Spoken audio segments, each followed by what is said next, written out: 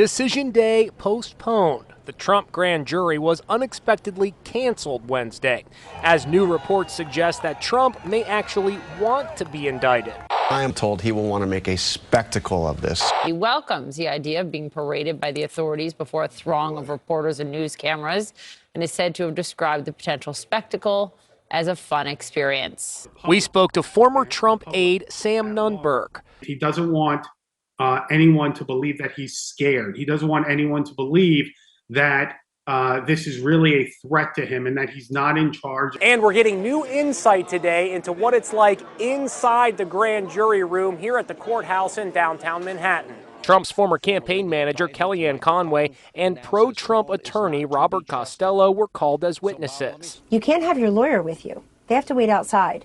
You have no notes, no telephone. I didn't even have a bottle of water there. I watched the jurors sit there, and as you might imagine, there were 21 of them there that day.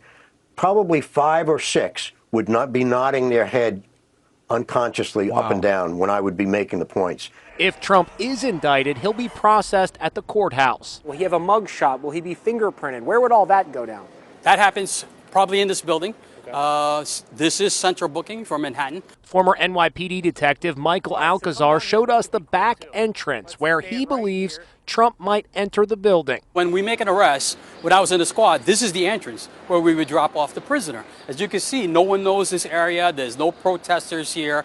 This is only known to the NYPD. He could pull right up here in a Secret Service SUV. They could essentially drive right through this gate and never be seen. Exactly. Unless, of course, he wants to be seen. The NYPD and Homeland Security are working together, planning for potential chaos. The Secret Service has closed the street and set up a command center across from Trump Tower, with cops positioned on nearby scaffolding. But so far, Trump's calls for mass protests have fizzled out, something that hasn't gone unnoticed by the late-night TV hosts. This was the scene outside Trump Tower where, well, then we have this woman. The NYPD is preparing for the worst. Meanwhile, Melania is sat at Mar-a-Lago like, please don't put him under house arrest. Please don't put him under house arrest. Anything but house arrest.